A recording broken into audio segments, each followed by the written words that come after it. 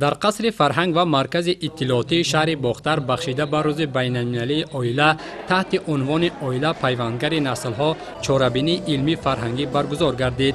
این همایش با تشبث بخش ثبت اسناد حالت شهروندی شهر باختر و در همکاری با دیگر مقامات مربوطه راه‌اندازی شد.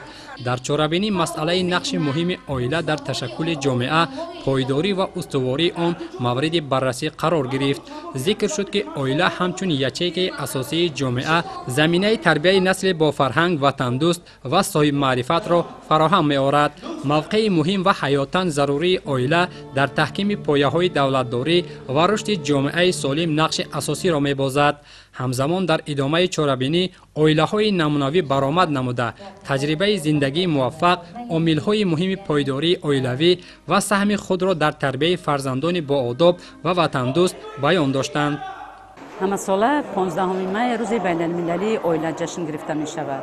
امروز بخش ثبت اسناد حالت شهروندی شهر باختر تصمیم گرفت روز اویلا را جشن گیرد. در چاره‌بینی برای پیشگیری پشتخوری اویلاها، برای مستحکمی اویلاها، برای پیشگیری نیکوهای بروقتی، برای پیشگیری نیکوهای خشونت‌باری سوال و جواب از طرف دانشجو دختران و مهمانان جواب‌های مشخص گرفتند.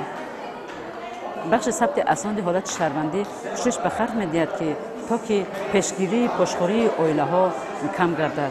با تاکید سخنوران، محیط سالم اویلوی زمینه مهم رشد نسل سالم و آینده‌ساز میباشد.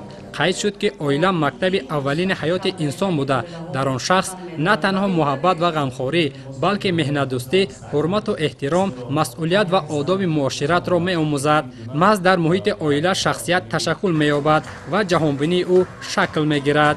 در دایره چاره‌بینی و یکچند جوانان شهادتنامه عقد نکاح دولتی سپاریده شد. این اقدام به خاطر احترام به ارزش‌های اویلاداری و تشویق نکاح رسمی صورت گرفت.